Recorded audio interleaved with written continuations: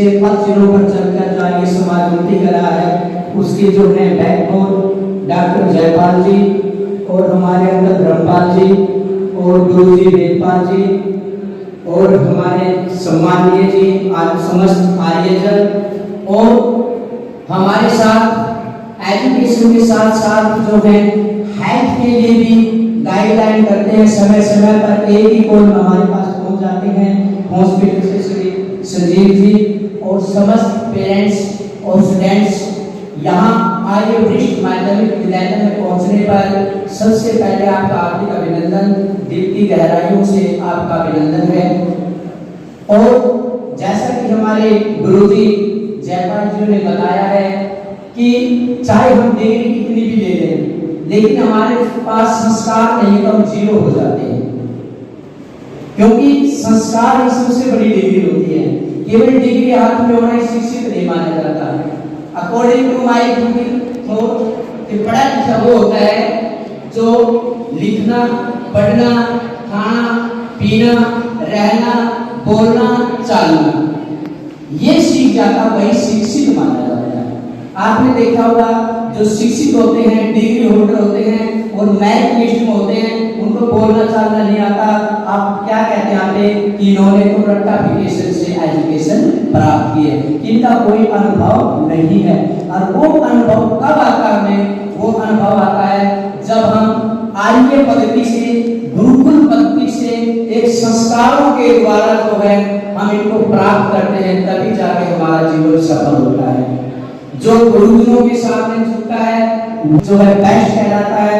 मैं इसका एक एग्जांपल देना चाहूंगा कि आप सभी के पास जो है मोबाइल फोन होगा, स्क्रीन टच होगा, आप जैसे इसको ऊपर उंगली लगाते हो सभी फंक्शन स्टार्ट हो जाते हैं, सभी फंक्शन जो आपके ऐप जो है वो एक्टिवेट हो जाते हैं और समय समय पर आप उसको अपडेट भी करते हो। इसी प्रकार जब हम गुरुजनों के, माता पिता के और बुजुर्गों के जो पांव के हाथ लगाते हैं, पांव के हाथ लगाने से हमारे अंदर जो है पॉजिटिव ऊर्जा संचारित हो जाती है। और जब वे हमारे सिर के ऊपर हाथ रखते हैं तो यहाँ पर ब्रेन पर हाथ रखते हैं तो हमारे अंदर एक आध्यात्मिक, मानसिक और बौद्धिक संचार की वेव जो है, तरंगे जो हमारे शरीर के अंदर आना शुरू कर देती हैं, जिससे हम आने वाले हर एक मुसीबत से जो है उसका खड़ा होकर अडिग रहकर हिमालय पर्वत की तरह रहकर हमारे अंदर दृढ़ संकल्प के साथ उनके साथ जो है सामना कर सकते हैं। तो आई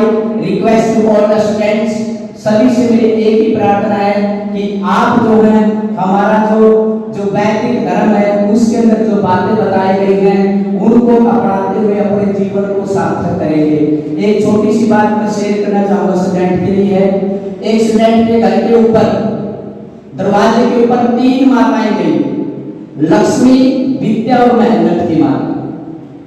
तो दरवाजा खटखटाया और पहले लक्ष्मी बोली कि बेटा मैं लक्ष्मी हूँ, क्या मैं आपके अंदर आ जाऊं, घर में प्रवेश कर जाऊं?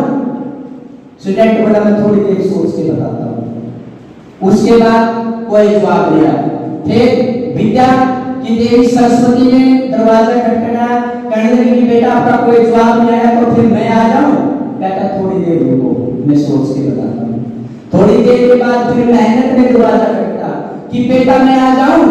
यस, आपका स्वागत है। जैसे ही मेहनत की देवी ने पांव रखा, उसके साथ साथ लक्ष्मी और विद्या दोनों देवियों साथ साथ आ गई। कहने का भाव यह है, यदि आपके अंदर मेहनत का जुनून है और कांस्टेंट और लगातार कंटिन्यू आप मेहनत करते हैं तो लक्ष्मी और विद्या आपके पास अपने आप आ जाएगी। केवल जो एक दिन की मेहनत से नहीं, आप जो यहाँ बैठे हुए हैं, आप जो है यहाँ पर ये बात कर रहे हैं, हम ये जो है जैसे हम गर्भ धारण कर लेते हैं उससे लेकर जीवन पर्यंत सारी बातें चलती रहती हैं। एक समय का ज्ञान कभी नहीं, जो हम जीवन में सीखते हैं, भाव से सीखते हैं, वो ज्ञान हमेशा में प्राप्त होता है। और मेहनत कीजिए, और ये तो आपने पता भी है कि मेहनत के बलबूते पर हमारा देश आज कितनी आगे है। जो वेद हमें लिखे थे 4 के 4 आज वो विदेशों में पढ़ाए जा रहे हैं। जो हमारे वैज्ञानिकों ने, हिंदुस्तान के वैज्ञानिकों ने ये कहा था कि जब सूर्य उदय होता है तो उसके अंदर से जो तरंगें निकलती है, ओम की ध्वनि निकलती है। और यही जो है नासा की कंपनी जो अमेरिका के उन्होंने ये जो इंडिया वाले बोल रहे हैं, जैसे सूर्य निकलता है ओम की ध्वनि निकलती है। I mean to say that कि जो हमारे इंडिया के अंदर है वो सब कुछ सर्वश्रेष्ठ है।